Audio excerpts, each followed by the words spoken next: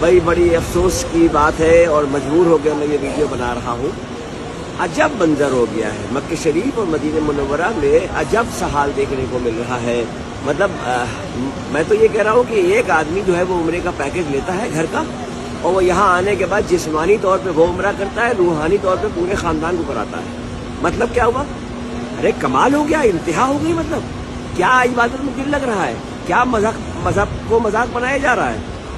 हर आदमी अपने बोझ बना रहा है। यानी खाने काबा के अतराफ में तवाफ के दौरान या उसके गिलाफ से लिपटना आदमी समझता है कि जज्बे से लिपट रहा है। अभी ये आप वीडियो देखिए नीचे किस किस अंदाज में लगे हुए लोग। यही हाल मैंने मदीने मुनव्वरा में देखा। हुजूर के रोजे पे अदब और एहतराम से जाने के बजाय बोझ बन रहे हैं।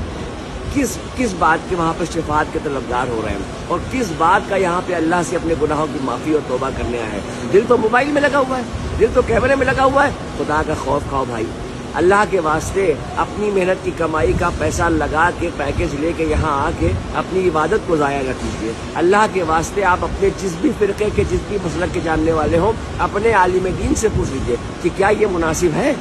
अल्लाह के घर का तवाफ करते वक्त जिस तरीके से, जिस एंगल से, ये देखिए अलग अलग कैसे पोज बन रहे हैं। उसमें ख़वातीन भी शामिल हैं, उसमें मर्द हजरात भी शामिल हैं।